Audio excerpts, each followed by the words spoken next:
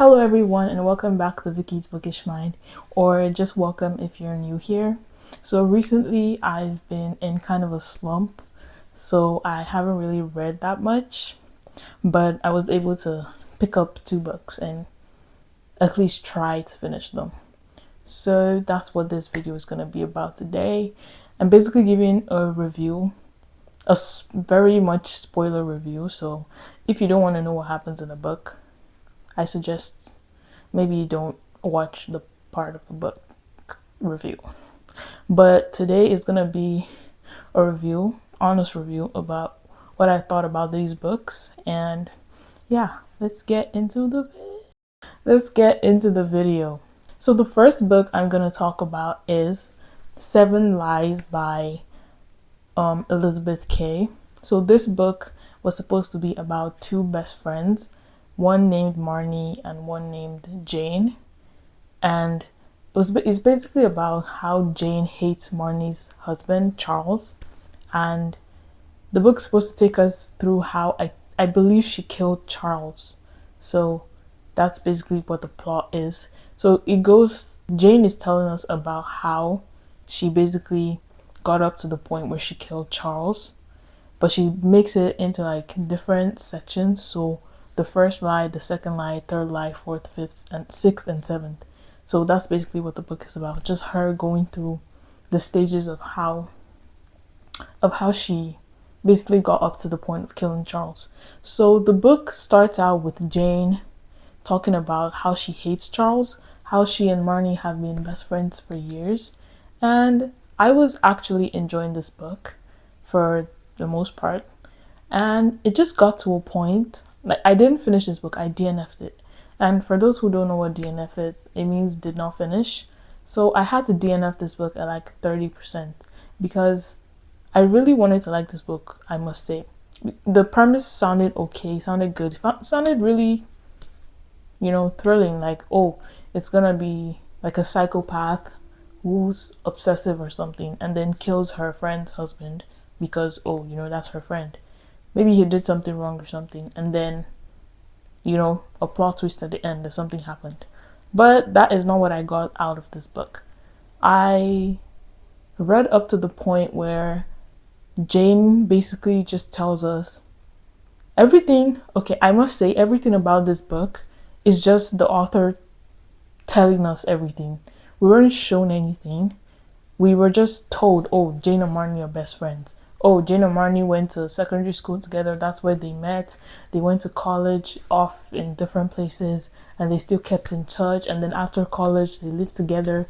Like every single step of the way, we were told everything. We weren't being shown.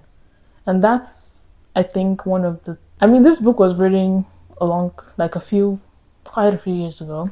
So it's like, I don't know. A lot of authors nowadays are telling us more than they're showing us. Like, they don't think we can come to the conclusion ourselves.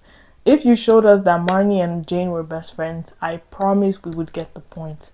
But no, we were told every single thing. From the first page to where I stopped, it wasn't good. But the book was good for where I got up to. But I don't think I would recommend this book to anybody because it was really slow. After every chapter at the end, Jane would be, because it was written from her POV, so we were seeing inside her head from her, I think first person? Yeah, I think it is first person, but we were seeing from inside her head, so it was like every single step of the way we were going with Jane, but every other character wasn't fleshed out. We didn't really know anything much about Marnie, about Charles, about her mother, about Emma, her sister. So it was, I don't know, it wasn't as good as I expected it to be. The premise sounded interesting, it sounded thrilling, but it didn't give me that. So this book, I rated a 1-star on Goodreads. So if you want to read my Goodreads review, I will link my profile in the description below. I wouldn't recommend this book. You could try it, but I wouldn't recommend it because it's really slow to get into. The premise is catchy, but the premise didn't get fulfilled. The plot was too jam-packed. There were so many things going on, but nothing going on at the same time, if that makes sense. So Seven Lies by Elizabeth K, I would not recommend. I don't think it was a bad book, but I just think it wasn't for me.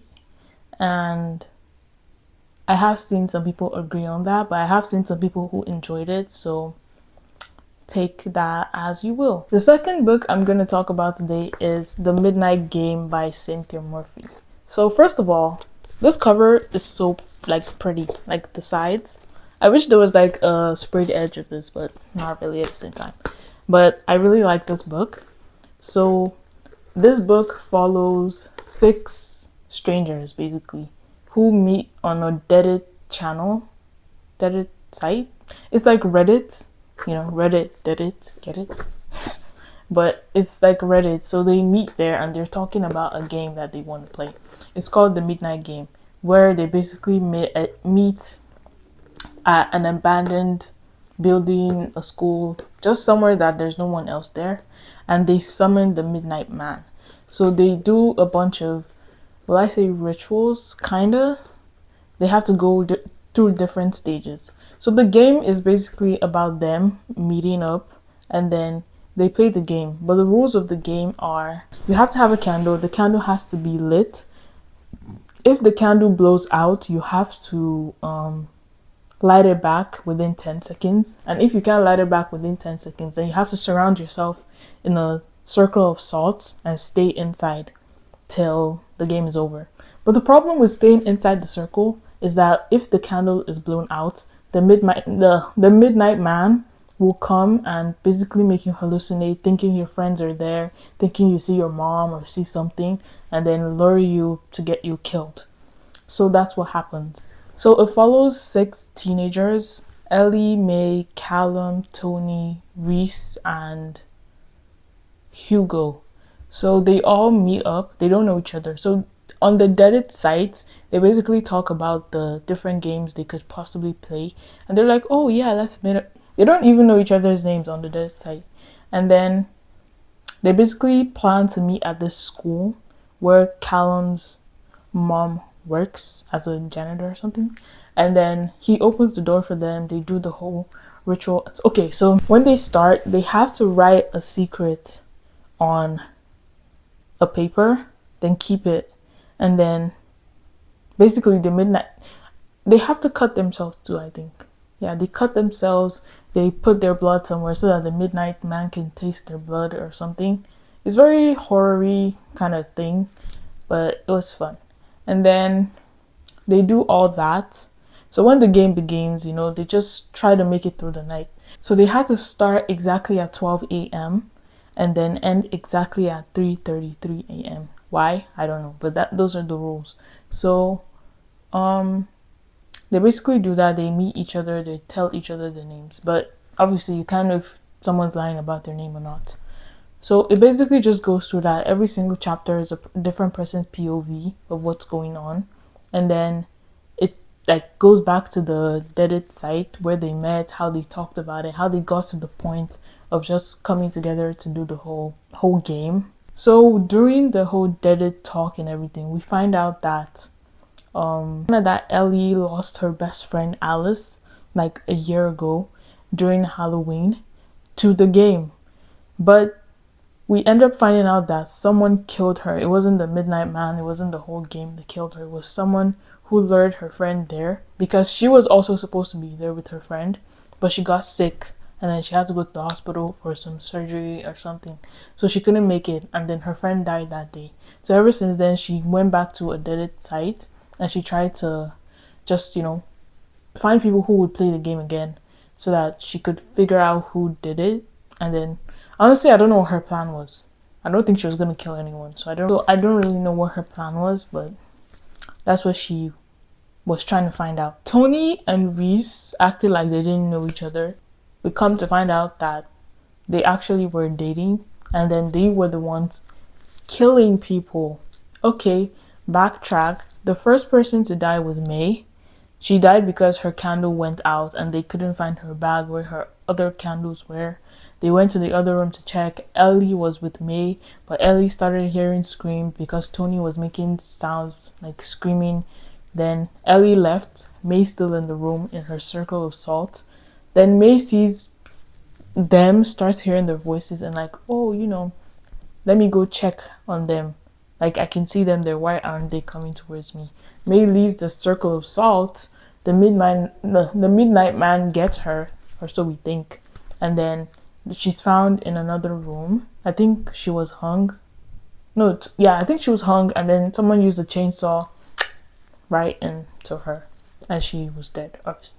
So that's basically how May died. And then the next person to die was Hugo. I don't remember how he died, but he was like a rich kid who like sexually assaulted someone like a few years before, and then he basically came here just to repent or something. I don't know. To basically forgive himself for doing that, because he didn't actually, well, he said he didn't actually do it on purpose, but I don't know. So that's what happened to Hugo. And then the only people left were Reese, Tony, Ellie, and Callum.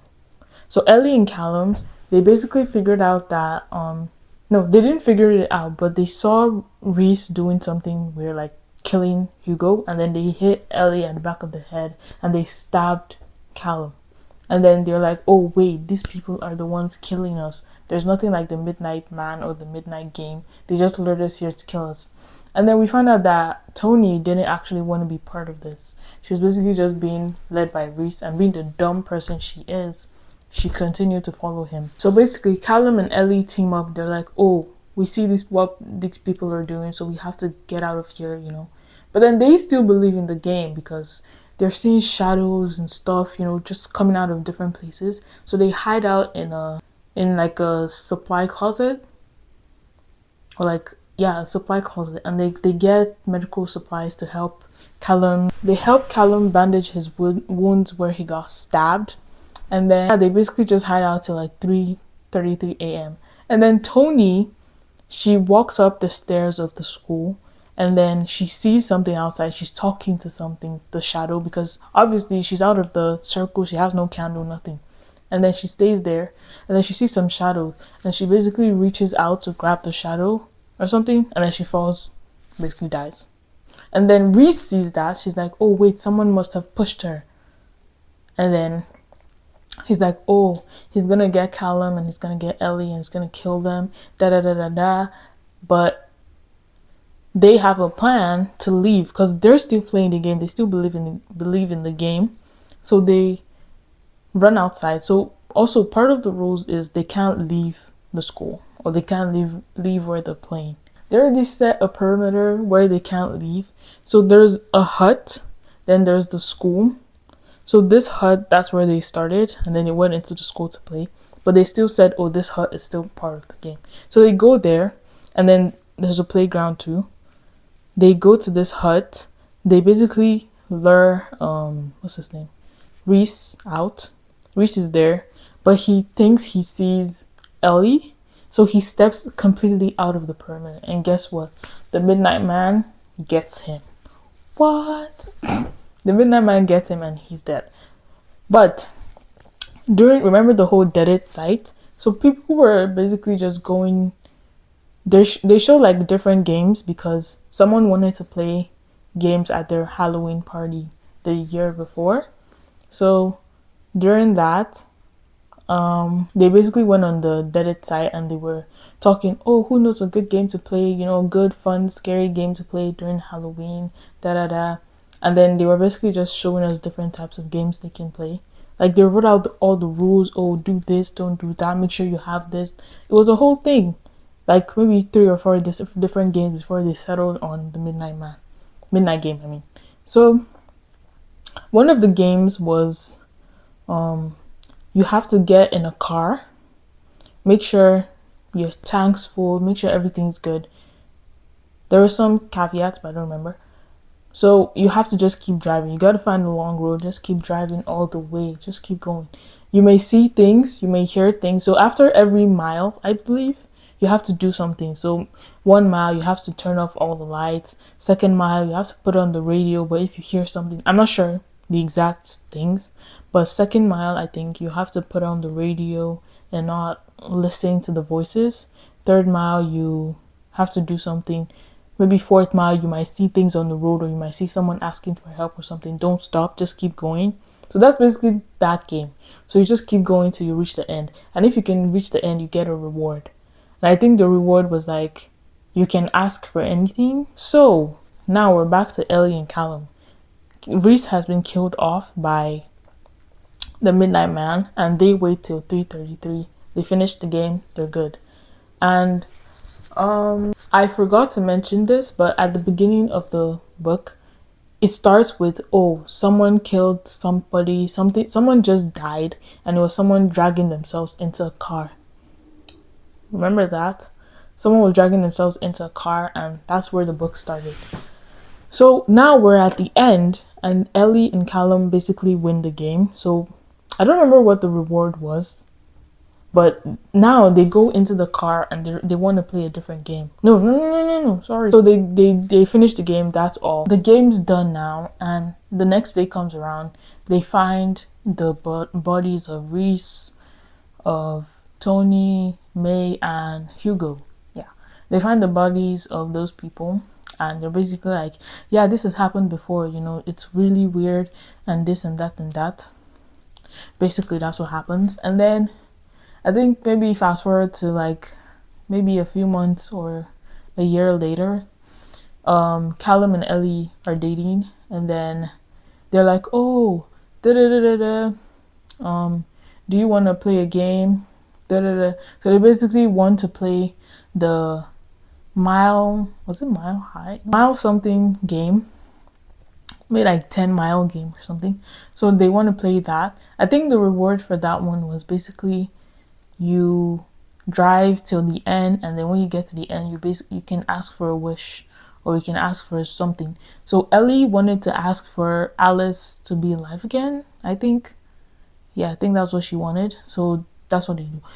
That's where the book ended. I don't know what happened after that. I don't know if they made it. I don't know if Alice came back. That's just where the book ended, and honestly it was a good ending. So yeah, so this was one thriller that I really enjoyed and actually finished. It was really good. I think I read this in like a day, maybe even less, a few hours, but like chopped up. I think this book, it didn't scare me, but there were some parts, the whole ritual thingy was like, you know, it was really kind of scary. Not really scary, but like just it gets your heart like, oh, what if this happens, what if that happens, what if you have any thriller recommendations, horror book recommendations, I would gladly accept them. So please leave them down in the comments below. Don't forget to like, to subscribe, to share, and to comment, please. And if you like honest dramatic book reviews like this, let me know in the comments so I can make more. And subscribe, please, and thank you. Okay, this is the end of the video. Thank you for watching. I really appreciate it, and hopefully you made it to the end of the video. And I will see you in the next video. Bye. This life is amazing. You greet it with open arms. Ouch, my leg.